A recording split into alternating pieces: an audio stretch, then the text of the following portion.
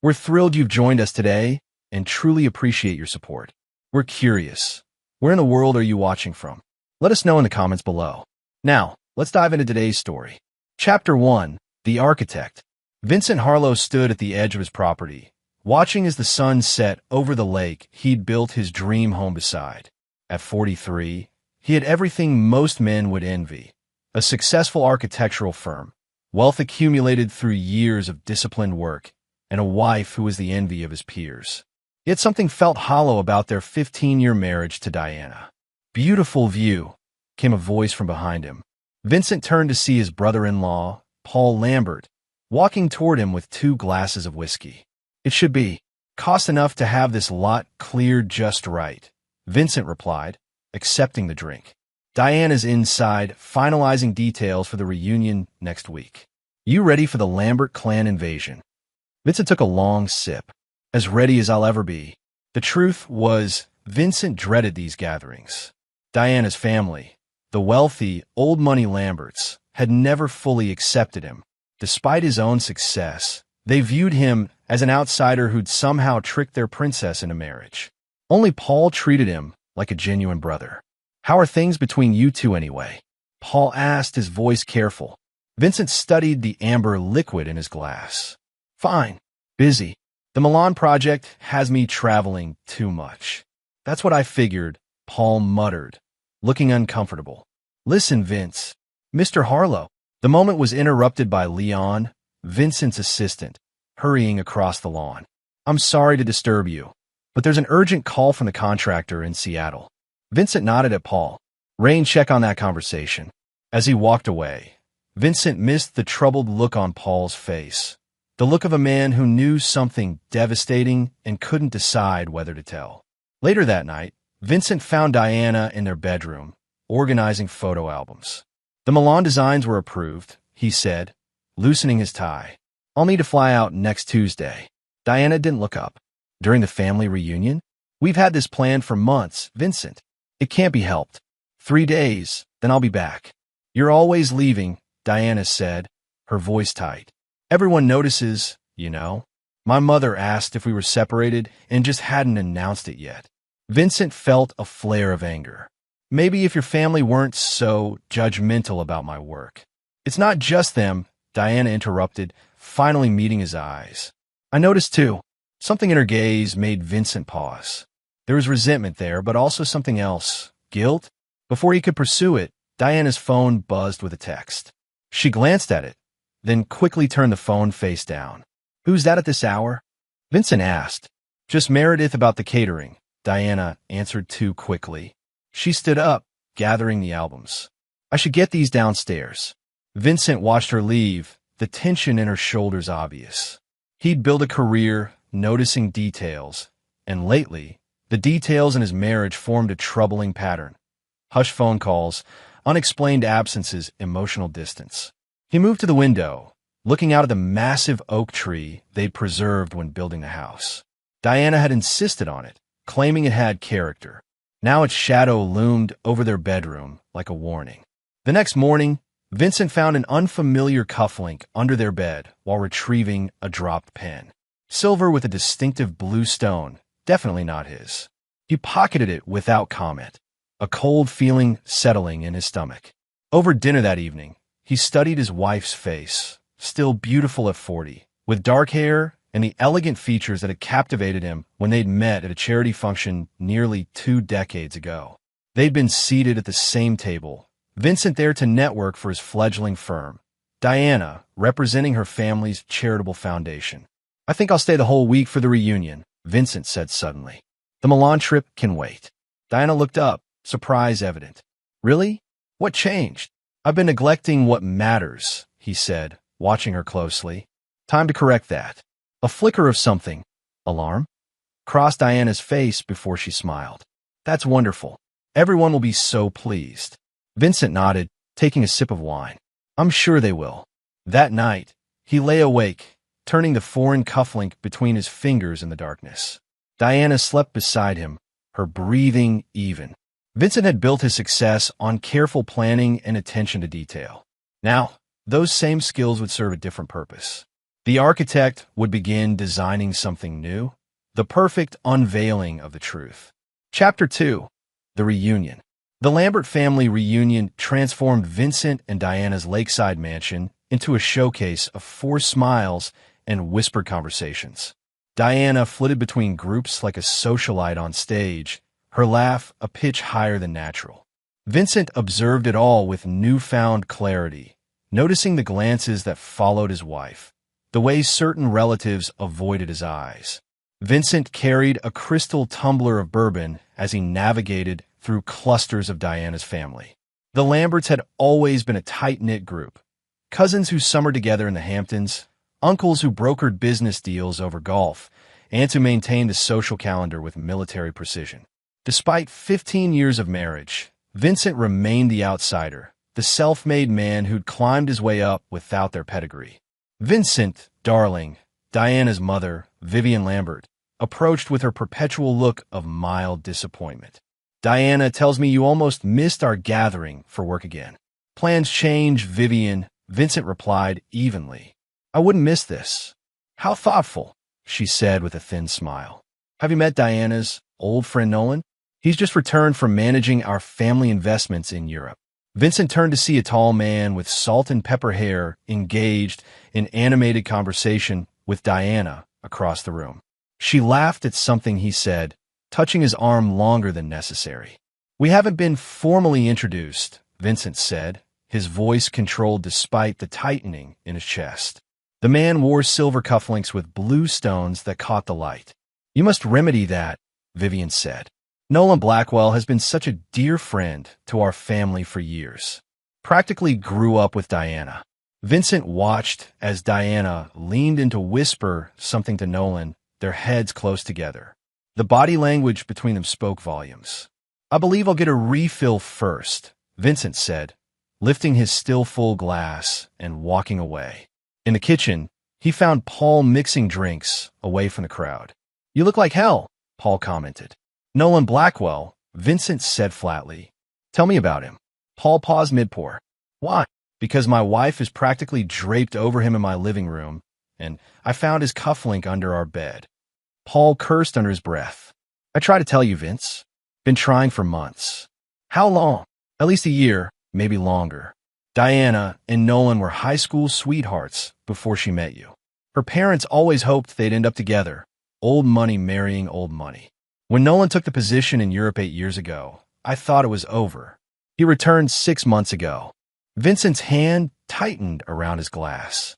And everyone knows, not everyone, but many suspect. Paul hesitated. The family has always been protective of Diana. They see you as temporary, Nolan as inevitable. The weight of this betrayal, not just by Diana, but by her entire family, settled over Vincent like concrete. He'd been building a life while they waited for it to crumble. I appreciate your honesty, Vincent said finally. What will you do? Vincent's eyes turned cold. Observe. For now. The next day, Diana gathered everyone in the grand living room for a special presentation. Vincent watched from the periphery as she stood before the assembled family, radiant in a blue dress that matched her eyes. Thank you all for coming to our home, Diana began. This reunion is special, not just a gathering, but a celebration of our family's history and connections. Assistants passed out leather-bound books to each family member. Vincent received his last. I've created memory books for everyone who matters, Diana announced with a smile.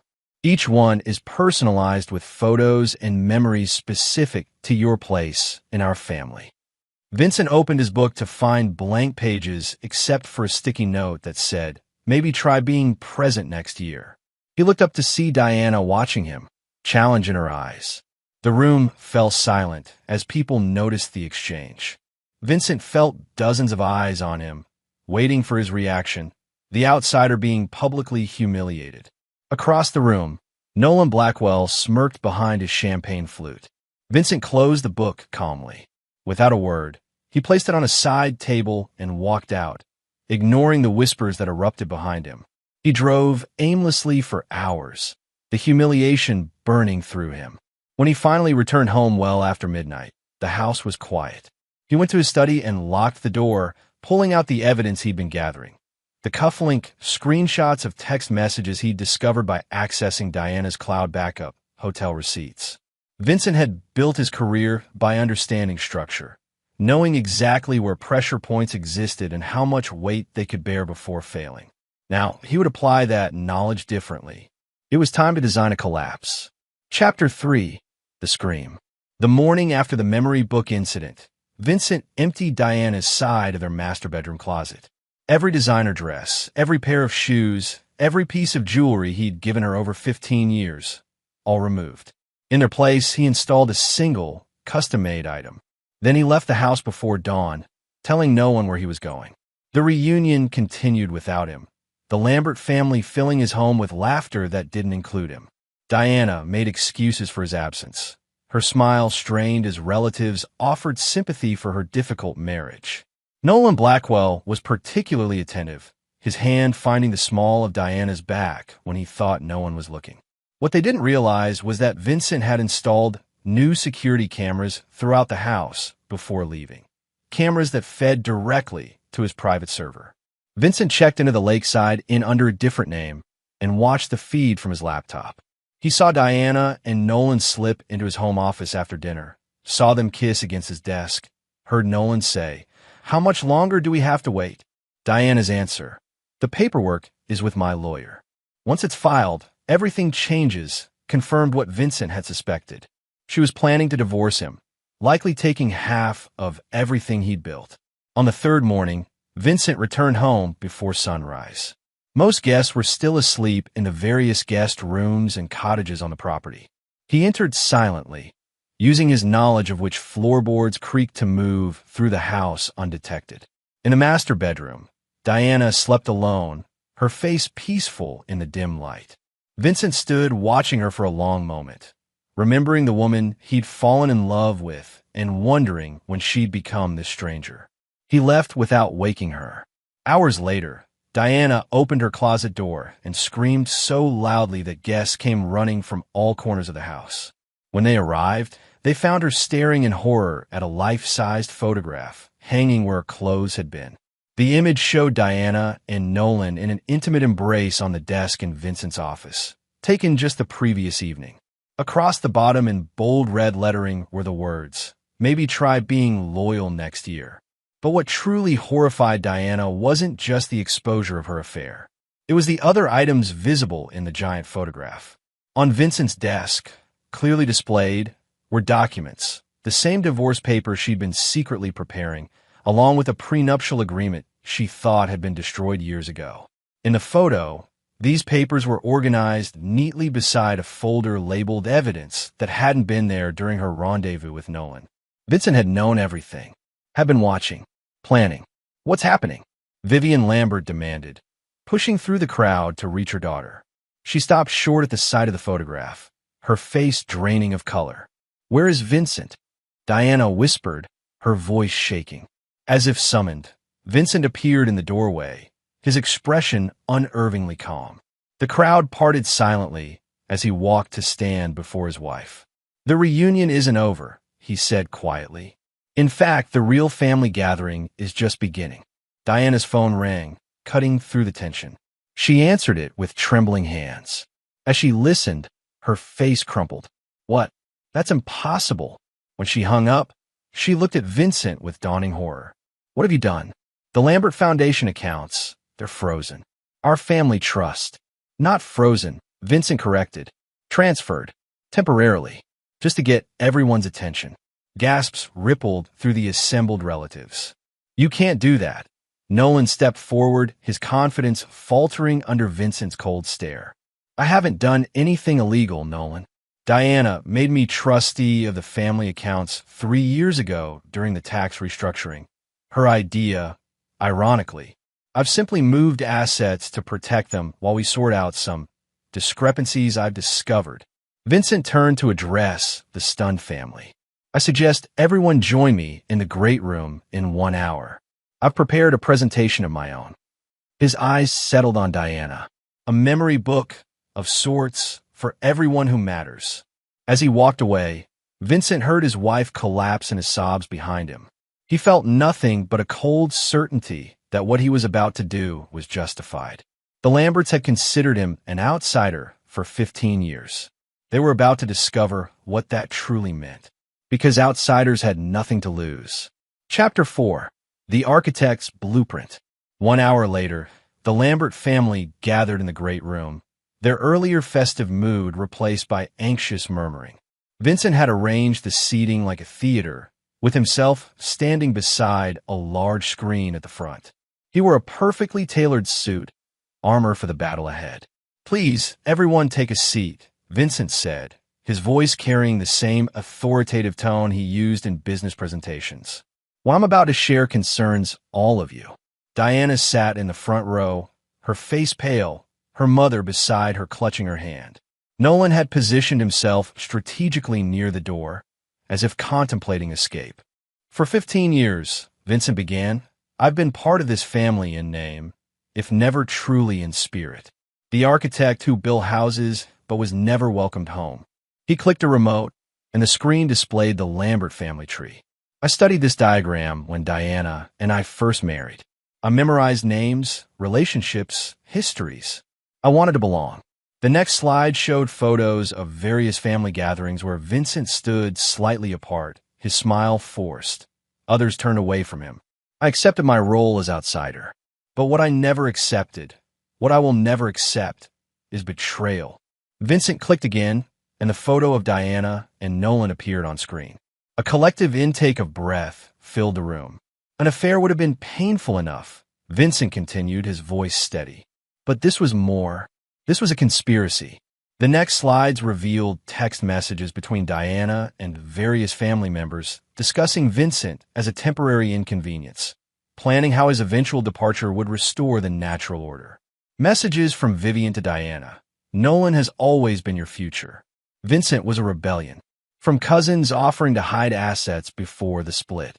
From Diana's father discussing how to minimize what Vincent could claim. "You weren't just expecting our marriage to fail," Vincent said, looking directly at Vivian. "You were ensuring it." Diana stood up shakily. "Vincent, please."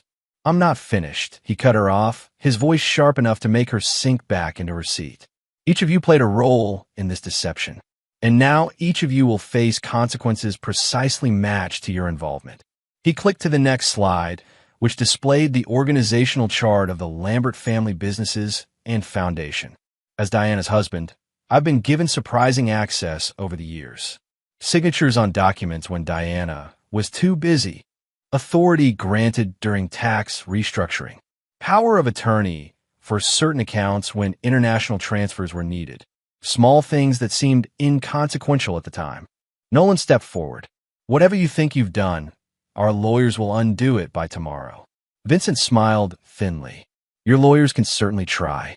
But understand this. I've spent 8 months preparing ever since I found this." He held up the bluestone cufflink.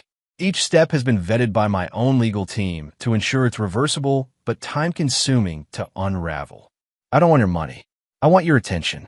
Paul, who had been watching silently from the side, finally spoke. "What exactly are you demanding, Vince?" "Honesty, accountability, and then separation. I'll release everything back to appropriate control once certain conditions are met." Vincent clicked to a new slide showing a document titled Separation Agreement. "This isn't a divorce settlement. It's a severing of ties with the entire Lambert family. Diana will retain ownership of her personal assets minus what she contributed to the deception fund against me. The foundation will undergo an independent audit, and every person in this room will sign a non-interference agreement, legally barring you from contact with me or any of my ventures going forward." The room erupted in outraged protests. Vincent let them continue for exactly 30 seconds before raising his hand. "You have 24 hours to agree to my terms. After that, I release evidence of certain irregularities I've discovered in the Foundation's offshore accounts to the appropriate authorities." Diana gasped.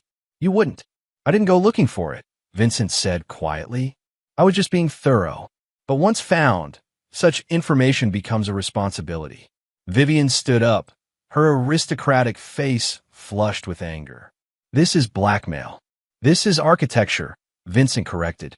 I'm simply showing you the structural weaknesses in the house you built. You can choose to repair them properly, or he let the implication hang in the air. As the family dissolved into panicked discussions, Vincent walked calmly out of the room. He had prepared a small office in the boathouse by the lake where he would wait for their decision. As he crossed the lawn, he heard footsteps behind him and turned to see Paul following. "That was brutal," Paul said when he caught up. "But necessary," Vincent replied. "For what it's worth, I never knew how deep it went. The messages, the planning." Paul shook his head. "I knew about the affair, not the conspiracy." Vincent studied his brother-in-law, the one Lambert who had ever treated him with genuine respect. "I believe you. That's why your name isn't on my list." Paul looked relieved, then troubled. "What happened to you, Vince? The man I knew wouldn't go this far." Vincent gazed out at the lake, its surface deceptively smooth despite the currents beneath. "The man you knew discovered that while he was building a life, others were designing its collapse. It changes your perspective." In the boathouse, Vincent sat at his makeshift desk and opened his laptop. On screen was a program showing 24 countdowns, one for each member of the Lambert family involved in the conspiracy. Beside each name was a folder containing the specific evidence he'd use if they refused his terms. This wasn't just revenge. It was recalibration, a lesson in consequences. Vincent checked his watch. 23 hours and 42 minutes remained. Chapter 5. The Counterattack. Night fell over the lake house, but few among the Lamberts found rest. Lights burned in every corner of the property as urgent conversations continued. Vincent observed it all from his boathouse sanctuary, where security feeds showed him the aftermath of his revelation. Diana paced in their bedroom, alternating between tearful phone calls to family lawyers and angry confrontations with Nolan, whose confident facade had crumbled under pressure. Vivian Lambert had assembled the family elders in the dining room, their hushed deliberations punctuated by occasional shouts. Shortly after midnight, Vincent's secure phone rang, a line known only to his most trusted associates. "It's done," said the voice on the other end. "All electronic devices belonging to the primary targets have been successfully cloned. Live monitoring is active." "And the backup files?" Vincent asked. "Secured at all 3 locations. Even if they find one, the others remain protected." "Thank you, Mira." Vincent ended the call. Mira Vega had been Vincent's head of security for 5 years, originally hired to protect his architectural designs from corporate espionage. Now her skills served a more personal mission. She was one of 3 people Vincent trusted implicitly, people who had no connection to the Lamberts. At 3:17 a.m., Vincent's monitoring system alerted him to movement on the property. Diana was walking purposefully toward the boathouse, alone. Vincent considered his options, then unlocked the door remotely, watching her approach on camera. She entered looking exhausted, her earlier polish gone. "We need to talk," she said, taking in the Spartan setup of his temporary command center. "I believe I was clear earlier," Vincent replied.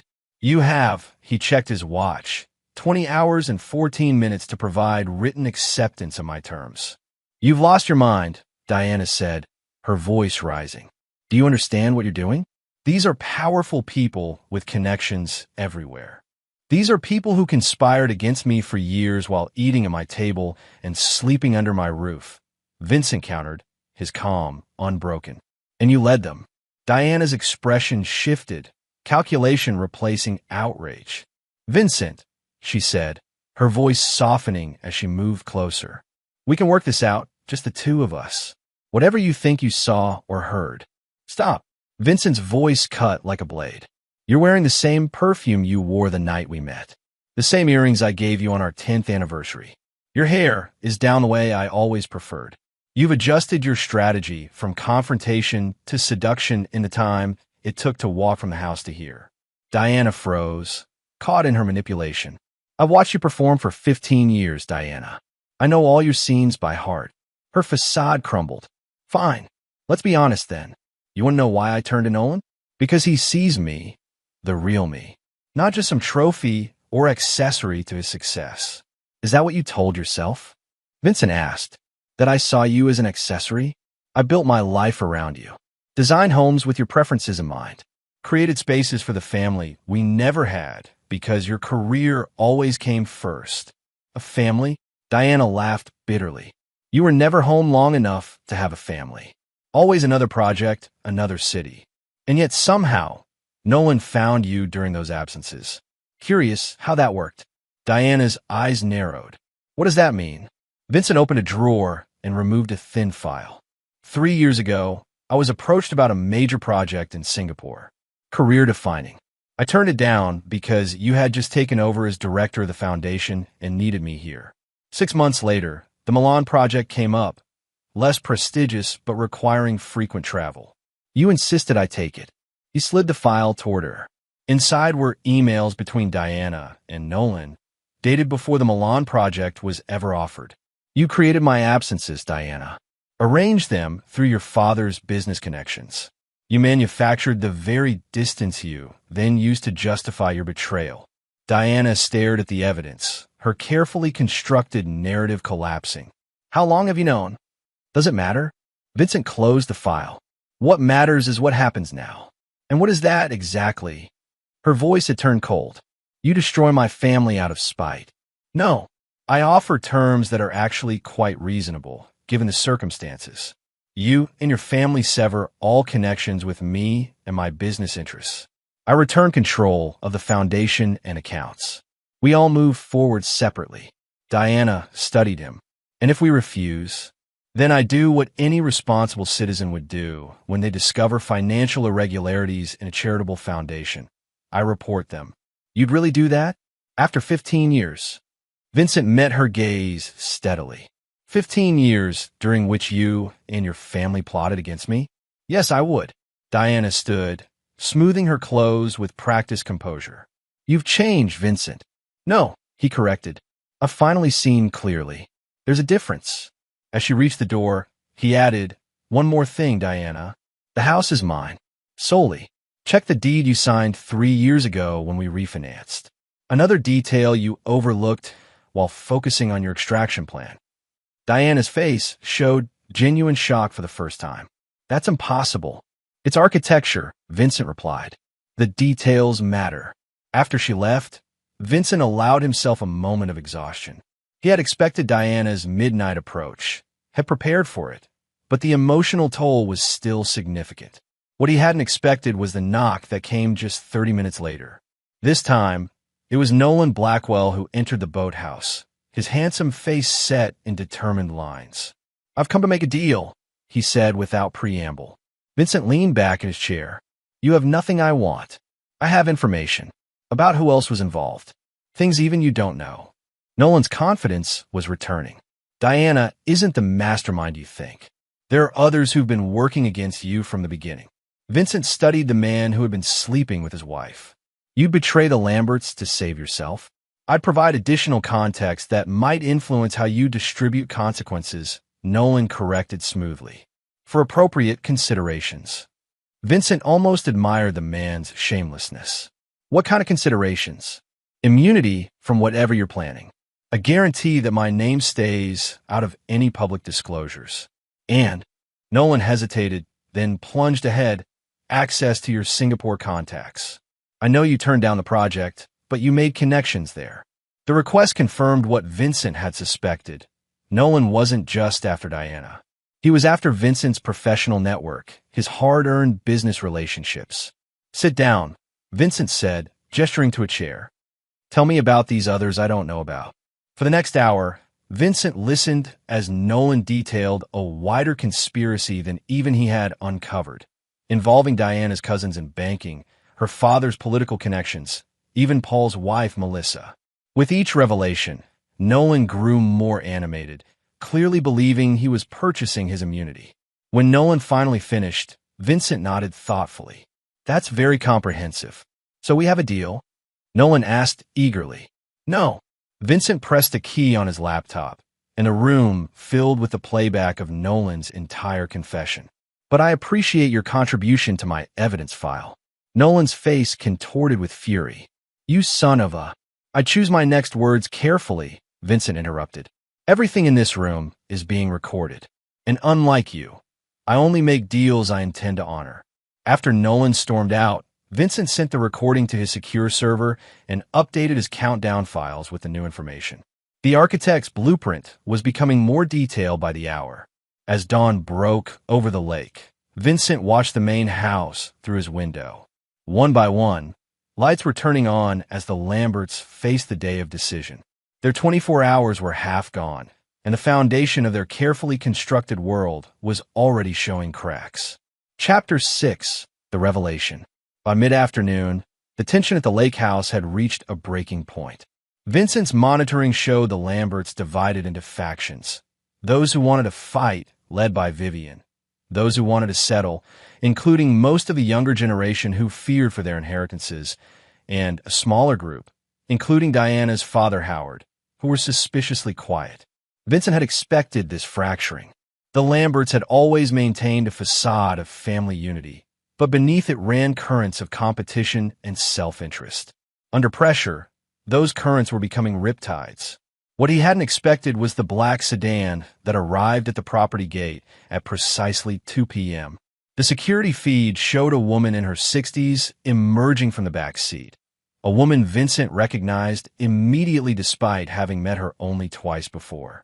Eleanor Lambert, Diana's grandmother and the true matriarch of the family. According to Diana, Eleanor had retired to Switzerland years ago, removing herself from family affairs.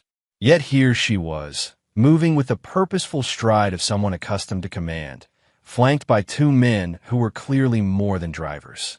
Vincent watched as the Lamberts scrambled to greet her, their faces showing varying degrees of surprise and concern. He turned up the audio feed from the main hall. Enough of this circus. Eleanor's voice was clear and commanding. "Where's Vincent Harlow?" Diana stepped forward. "Grandma, you shouldn't have come. Your health is fine." Eleanor cut her off. "I've spent 10 hours on a plane because my family is too incompetent to handle a single architect without creating a spectacle. Now, where is he?" Vincent smiled despite himself. He'd always wondered where Diana's steel came from. Now he knew. He sent a text to the phone of Eleanor's driver, the boathouse. "Come alone." 15 minutes later, Eleanor Lambert entered Vincent's temporary headquarters, declining his offer of assistance with a wave of her hand. She surveyed the space with shrewd eyes before settling into the chair across from him. "Mr. Harlow," she said, "it seems you've caused quite a commotion in my family." "Mrs. Lambert," Vincent acknowledged. "An unexpected pleasure." Eleanor snorted. "Save the pleasantries. I'm told you've frozen our foundation, threatened my grandchildren with financial ruin, and turned my granddaughter's affair into a public spectacle. Normally, I would have my lawyers bury you." She paused, studying him. "But I've always believed in understanding one's adversaries directly." "A philosophy I share," Vincent replied. "Then understand this. The Lambert legacy spans 5 generations. It has weathered wars, depressions, and scandals that would destroy lesser families. Whatever grievance you have with Diana or her parents, the foundation serves thousands through its charitable works. Are you prepared to damage that legacy for revenge?" Vincent considered his response carefully. Eleanor Lambert was not someone to underestimate. "With respect, Mrs. Lambert, I'm not the one who put the foundation at risk.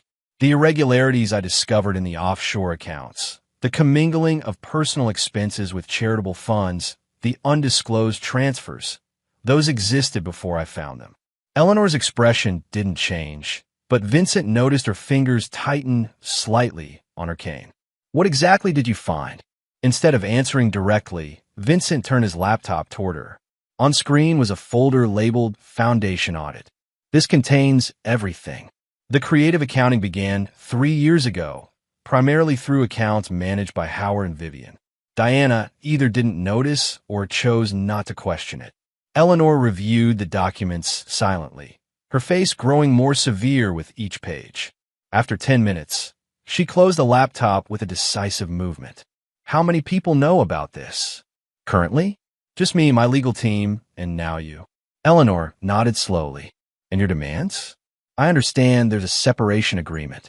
Complete severing of ties between myself and the Lambert family. Return of certain personal assets. Non-interference clauses. All quite standard for a situation like this. There is no standard for a situation like this, Mr. Harlow, Eleanor said dryly. But your terms are more reasonable than I expected. She tapped her cane thoughtfully. What about Diana? Diana receives what she brought into the marriage, minus funds used in planning against me. The house remains mine, as per the deed she signed. No alimony, no ongoing financial entanglements. And you believe she'll accept this? Vincent's expression hardened. She has approximately 8 hours to decide. After that, the irregularities I discovered become matters of public record. Eleanor studied him with new intensity. You're not bluffing. No. May I ask a personal question, Mr. Harlow? Vincent inclined his head in permission. Did you ever love my granddaughter? The question caught him off guard. He considered deflecting, but found himself answering honestly. Yes, deeply, for many years. And now I see her clearly. Eleanor nodded, seeming to find something satisfactory in his answer. She rose to her feet with surprising grace for her age. I'll need copies of those files. Vincent raised an eyebrow. May I ask why? Because, Mr. Harlow, while you've been planning your revenge, you've overlooked something important. The foundation isn't just Diana's concern or Howard's pet project. It's my life's work. Her voice took on a harder edge. And I do not appreciate discovering that my son and his wife have been using it as their personal piggy bank. Vincent felt a shift in the dynamic between them. You didn't know? No, Eleanor admitted. I've been semi-retired for 5 years, serving as chairman emeritus, but leaving daily operations to the next generation. Clearly, that was a mistake. She extended her hand. The files, please. Vincent transferred copies to a secure drive and handed it to her. What will you do? My family will sign your separation agreement, Eleanor said decisively. Every one of them, including Diana. You'll release the foundation funds back to proper control. My control, not Howard's or Vivian's. And the irregularities you discovered will be corrected internally, without public disclosure. And why would I agree to that modification? Eleanor's smile was thin. Because, Mr. Harlow, I can offer you something more valuable than public vindication. I can offer you the truth about your marriage, a truth even you haven't discovered yet. Vincent felt a chill of premonition. What truth? Sign these revised terms first, Eleanor said, producing a document from her handbag. Then we'll talk. Vincent reviewed the modifications, minor adjustments to the foundation oversight provisions, a clause establishing Eleanor as interim director during restructuring, and a confidentiality agreement covering the financial irregularities. The core of his demands remained intact. He signed. Eleanor took the document and nodded with satisfaction. A wise decision. She moved toward the door, then paused. Come to the main house at 7 p.m. The family will be assembled. Bring your files, all of them. After the signing, we'll have our private conversation. And if I find your truth insufficient, Eleanor's eyes were suddenly cold. Mr. Harlow, in my 82 years, I have never failed to deliver on a promise. The truth I offer will change how you see everything that's happened, including your own role in it. After she left, Vincent sat motionless, replaying their conversation. Eleanor Lambert was everything Diana had described years ago, formidable, shrewd, and utterly in command. But what truth could she possibly reveal that he hadn't already uncovered in his months of investigation? At his computer, Vincent made a final review of his evidence files. Each Lambert family member had their own folder containing specific evidence of their involvement in the conspiracy against him. Diana's was the largest, Vivian's a close second. Howard's contained primarily financial documents. Paul's was nearly empty, confirming his limited involvement. Vincent had been meticulous, leaving nothing to chance. Yet Eleanor's confidence suggested he had missed something crucial. At precisely 7 p.m., Vincent entered the main house for the first time since his initial confrontation with the family. He carried a secure briefcase containing backup drives of all his evidence. The great room had been transformed into something resembling a corporate boardroom, with the Lambert family seated around a long table. Eleanor sat at the head, Diana to her right, Howard and Vivian to her left. The atmosphere was funereal as Vincent took his designated seat at the opposite end of the table. Before him lay multiple copies of his separation agreement, modified as per his arrangement with Eleanor. "We are gathered to resolve the unfortunate situation that has developed," Eleanor began, her voice commanding instant attention. "Each person at this table will sign the agreement before them.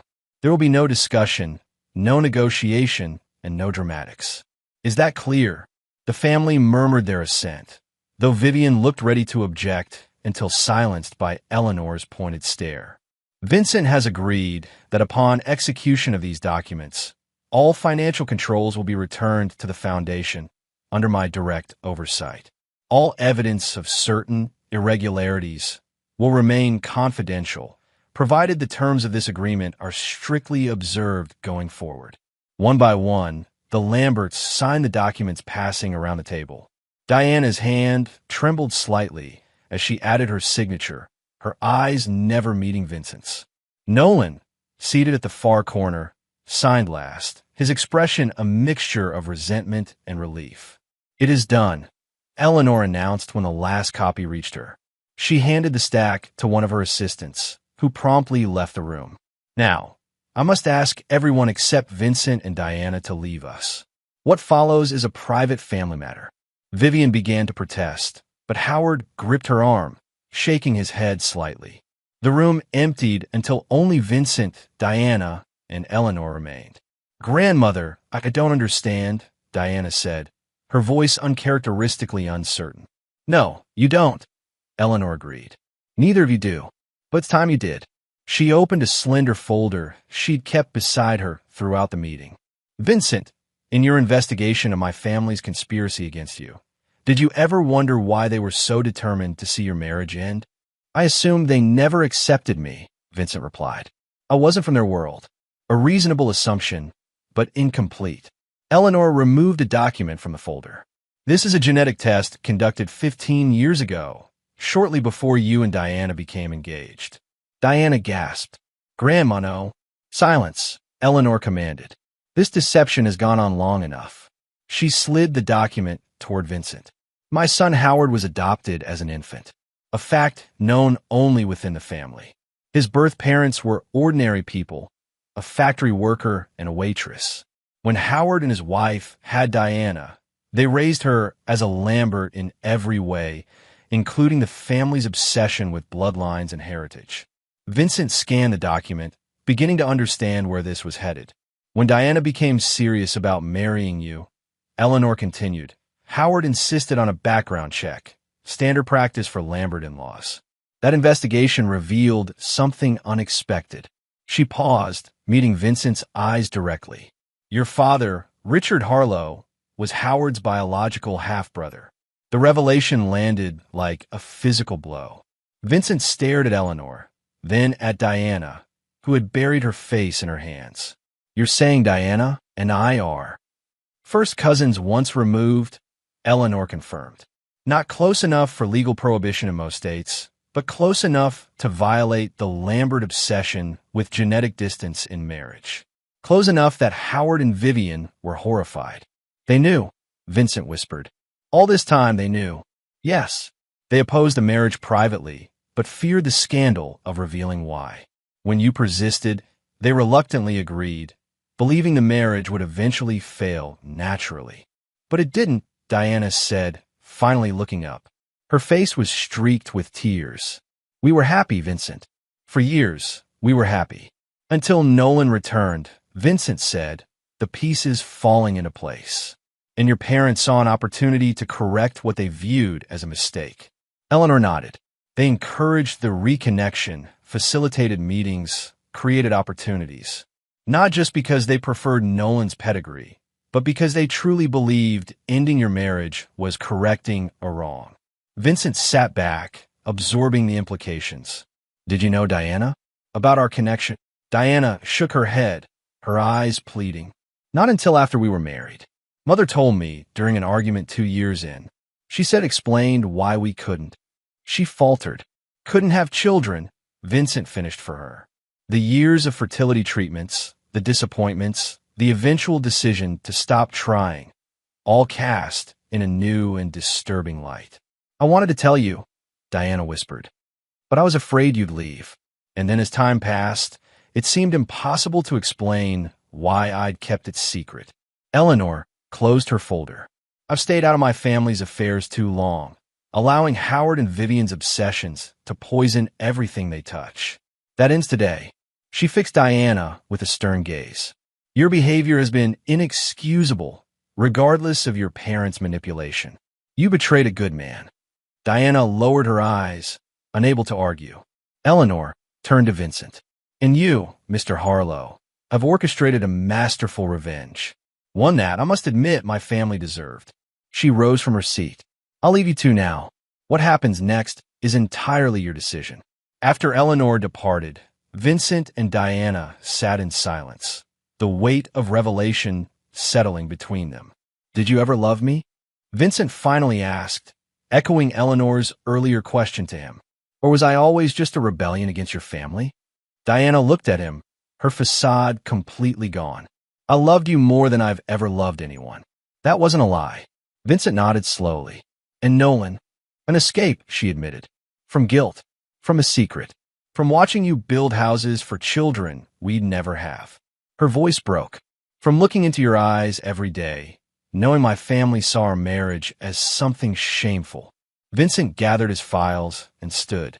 The anger that had fueled him for months felt different now. Not gone, but transformed. "I'm leaving tomorrow. The house is yours until the divorce is finalized." "Vincent," Diana called as he reached the door. "What will you do about the foundation irregularities, now that you know everything?" He paused, considering. "I'll honor my agreement with Eleanor. The evidence stays private as long as the terms are kept." He turned to face his wife one last time.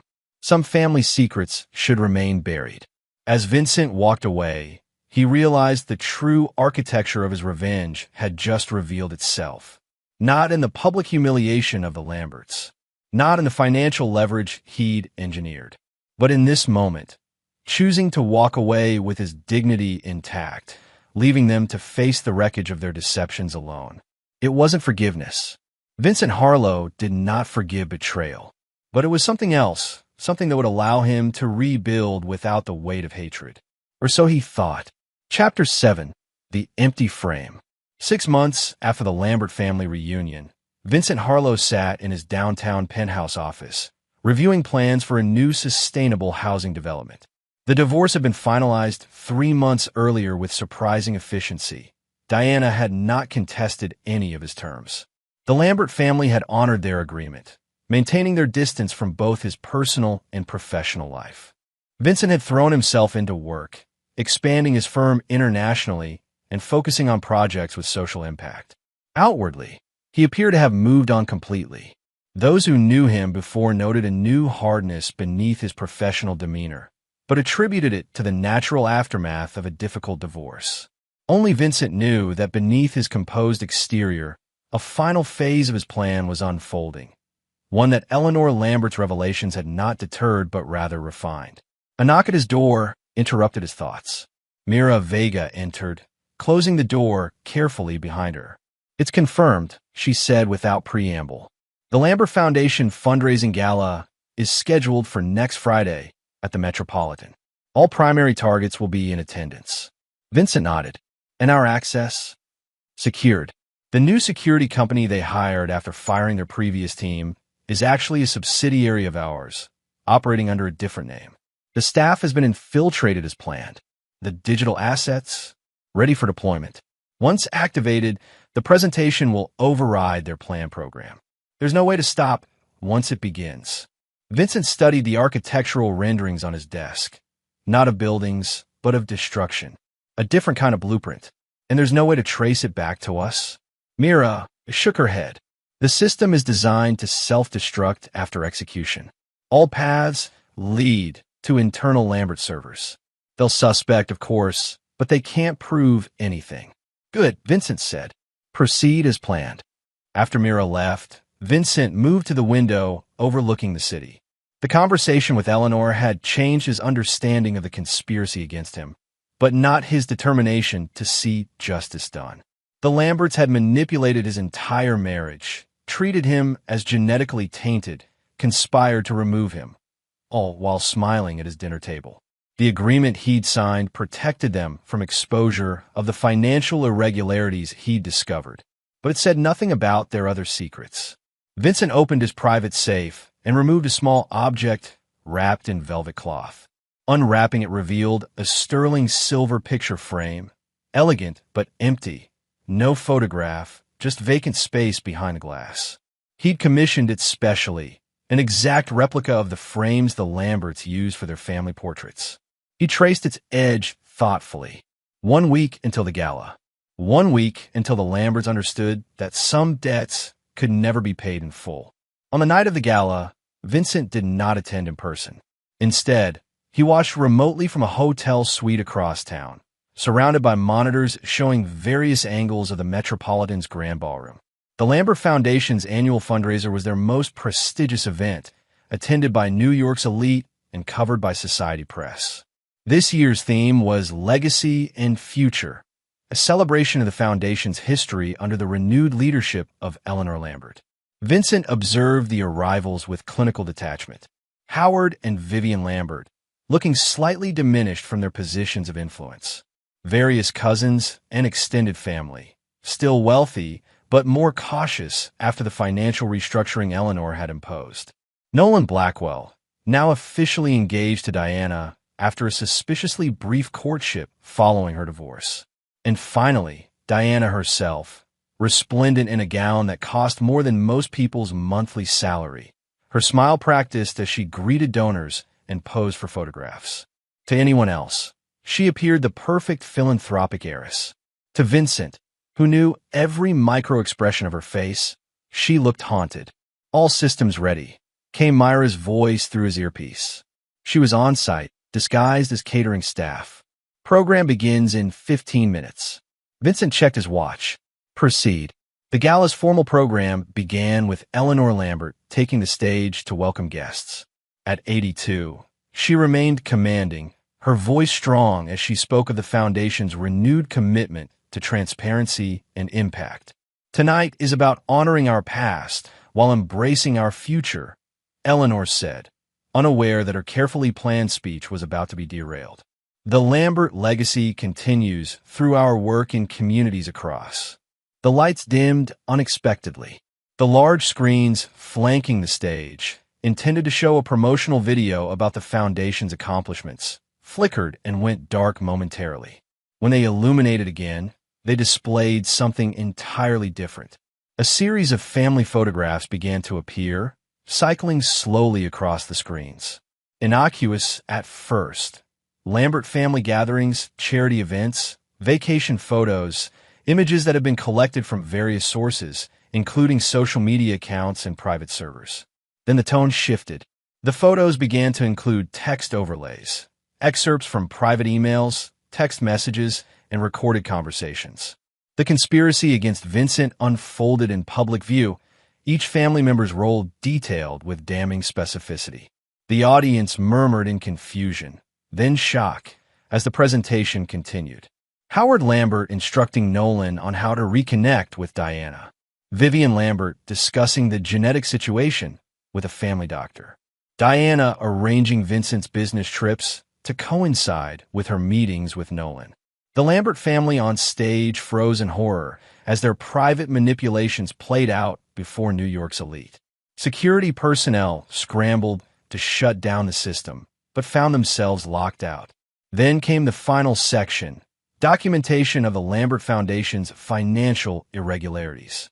Not the offshore accounts Vincent had promised to keep secret, but other improprieties he'd discovered during his investigation. Personal expenses disguised as charitable outlays. Tax anomalies. Conflicts of interest. Nothing overtly illegal, but deeply embarrassing and potentially damaging to the Foundation's reputation. The screens went dark momentarily, then showed a single image, an empty silver picture frame. Below it, a simple message, the true Lambert legacy. In his hotel suite, Vincent watched Eleanor Lambert's face as she realized what had happened and who was responsible. Despite her age, she moved with remarkable speed, taking command of the situation ordering the room cleared of press, instructing staff to collect phones from guests. But it was too late. The damage was done. In the age of smartphones and social media, containment was impossible. Already, Vincent could see guests surreptitiously recording, texting, posting. The Lambert reputation, built over generations and fiercely protected, was collapsing in real time. Vincent closed his laptop and poured himself a measure of whiskey. The execution had been flawless. No technical glitches, no premature exposure, no traceable connection to him. And he had kept his promise to Eleanor, technically. The specific offshore account irregularities remained confidential. He had simply exposed everything else. His phone rang, a private number few people possessed. Vincent answered, already knowing who it would be. "You broke our agreement," Eleanor Lambert said, her voice tight with controlled fury. "I honored every word," Vincent replied calmly. "Review the document." I agreed not to disclose the specific financial irregularities we discussed. I made no promises about other discoveries or about the family's personal conduct. A long silence followed. "I underestimated you, Mr. Harlow. A common mistake in your family. This vindictiveness doesn't suit the man I met 6 months ago. The man who seemed ready to walk away with dignity." Vincent's voice hardened. "That man learned something important after your revelation, Mrs. Lambert. He learned that your family didn't just conspire against him out of snobbery or social climbing. They conspired because they believed he was genetically inferior, tainted by connection to the very bloodline they protected so fiercely." Another silence, then. "What do you want now? More money? Control of the foundation?" "I want nothing from you. Not anymore." Tonight wasn't about leverage or negotiation. It was about truth. The truth your family tried to bury for generations. That your precious legacy is built on hypocrisy and manipulation. Eleanor's voice, when she finally spoke again, contained something Vincent had never heard before: defeat. "I hope this brings you peace, Vincent. Somehow, I doubt it will."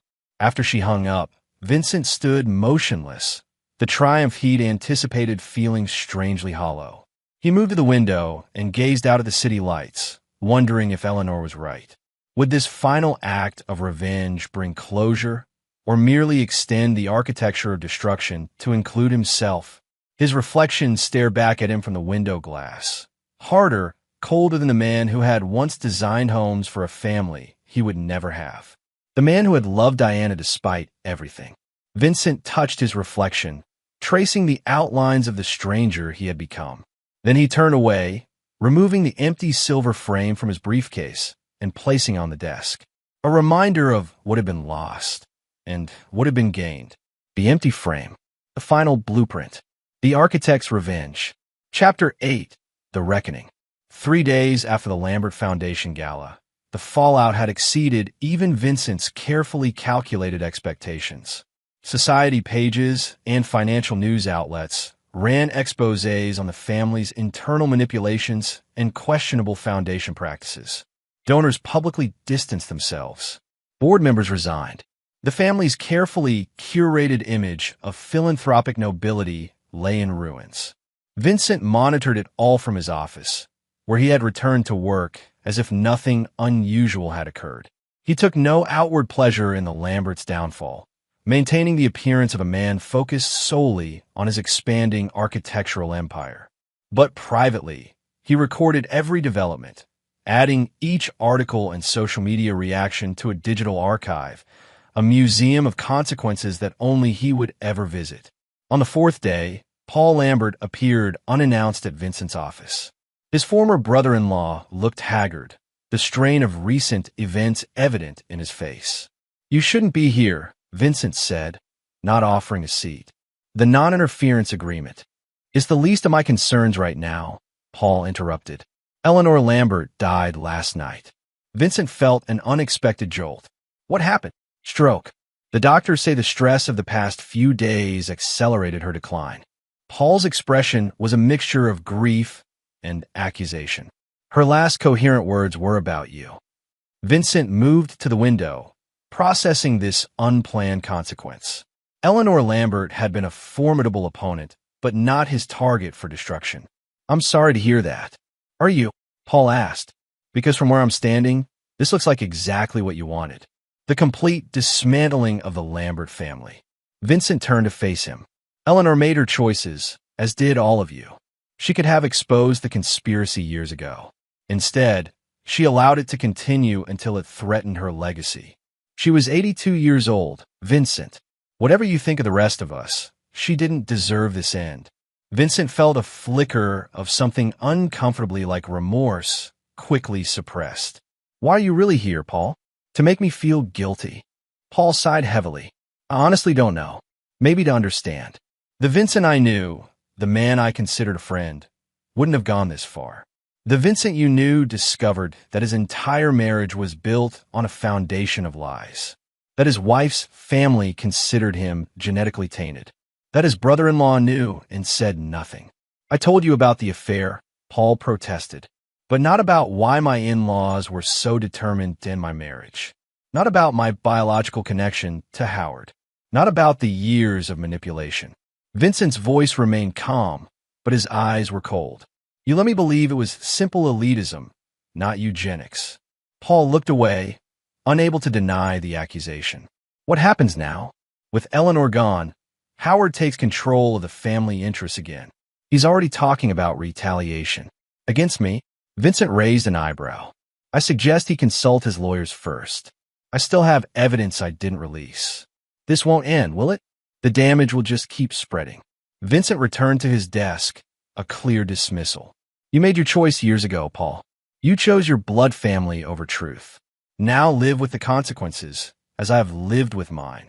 After Paul left, Vincent sat motionless, Eleanor's death casting an unexpected shadow over his victory. He had planned for every contingency except this. The death of the one Lambert he had developed a grudging respect for. That evening, Vincent received a message from Diana. I need to see you. One last time. He almost ignored it. Their divorce was final, their lives separated. But curiosity, and something else he refused to name, made him agree to meet at a neutral location, a quiet bar in Tribeca known for its privacy. Diana arrived, looking nothing like the polished socialite from the gala. Her face was bare of makeup, her clothing simple, her eyes shadowed by grief. She slid into the booth across from Vincent without greeting. Grandmother's funeral is on Sunday, she said after ordering a whiskey. The family is in chaos. Father is drinking again. Mother hasn't left her room in 2 days. I didn't intend for Eleanor to die, Vincent said, surprising himself with the admission. Diana studied him. But you intended everything else. Yes. Why? After the divorce, after the separation agreement. Why wasn't that enough? Vincent considered his answer carefully. There are betrayals that change who you are at a fundamental level. Your family didn't just end our marriage, Diana. They made a mockery of 15 years of my life. They decided my genetic connection to Howard made me unworthy, while presenting themselves as paragons of moral authority. And now you've destroyed that authority completely. Diana's voice was hollow. Congratulations. Don't pretend you were an innocent bystander, Vincent said, his tone hardening. You knew about our connection for 13 years and said nothing. You let me believe our fertility issues were bad luck or biology, not your deliberate choice based on genetic fears. You orchestrated my business travel to facilitate your affair. Diana flinched but didn't deny it. I've lost everything, Vincent. Is that enough for you? You haven't lost everything. You still have Nolan, your trust fund, your family name, tarnished but intact. Nolan left yesterday, Diana said quietly, when the foundation scandal threatened his own business interests. It turns out his devotion had practical limits. Vincent felt no satisfaction at this news, only a distant acknowledgement of its inevitability. I'm sorry. Are you? Diana laughed bitterly. This is exactly what you planned. No, Vincent corrected. I plan to expose the truth. The consequences are the natural result of your family's actions, not my design. They sat in silence, the weight of their shared history filling the space between them. Finally, Diana spoke again, her voice softer. Do you remember the house you designed for us in the early years? The one with the nursery overlooking the garden? Vincent nodded. It had been his most personal project, a home designed specifically for the family they planned to have. They had sold it after 5 years of failing to conceive, the empty nursery a constant reminder of what they couldn't achieve. I went back there last week, Diana continued. The new owners let me see it. They've turned the nursery into a home office. All traces of our dreams gone. She looked up, her eyes bright with unshed tears. That's what you've done to my family, Vincent. You've erased our legacy, turned it into something unrecognizable. Your family did that themselves, Vincent replied, unmoved. I simply held up a mirror. Diana studied him, really seeing him perhaps for the first time since their separation. You've changed. There's nothing left of the man I married. That man died the day he discovered his marriage was a sham. Diana finished her drink and stood. Goodbye, Vincent. I won't contact you again.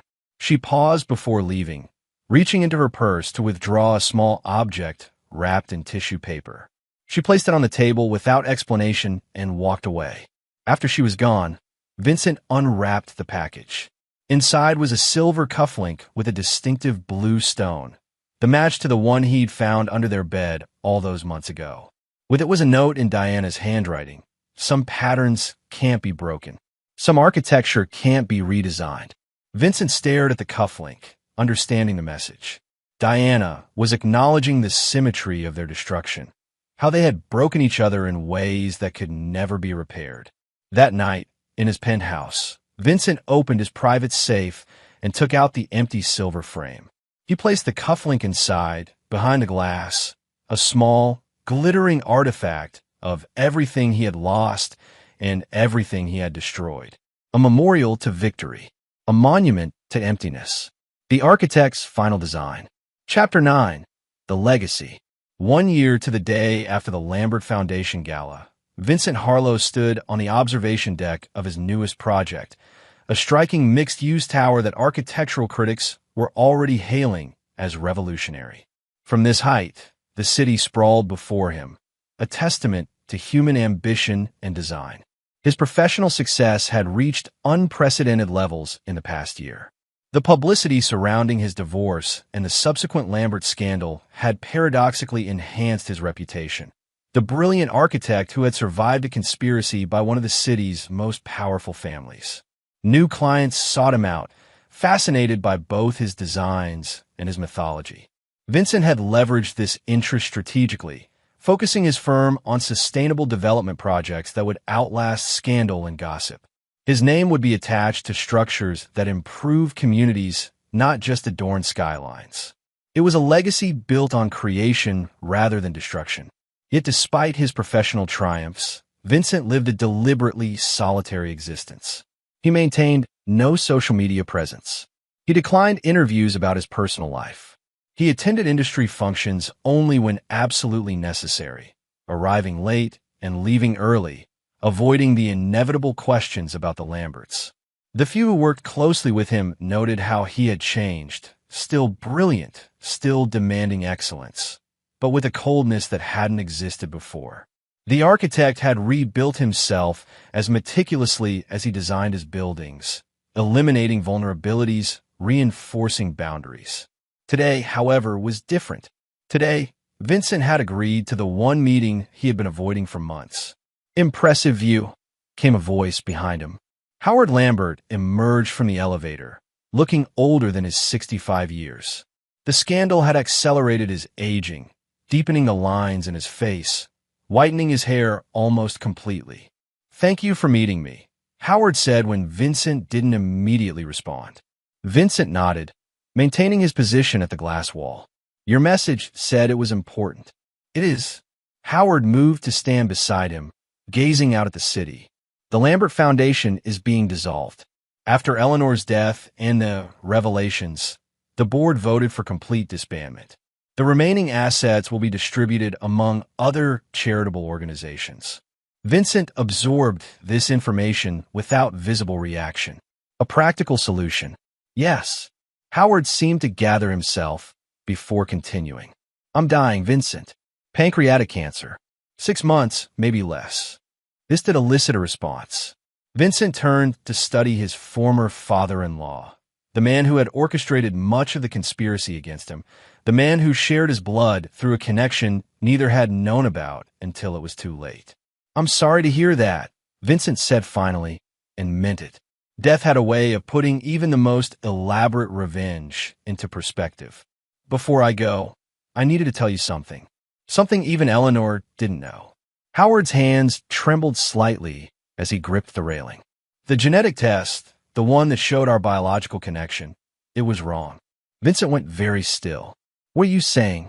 "After you and Diana became engaged, I had the test done privately.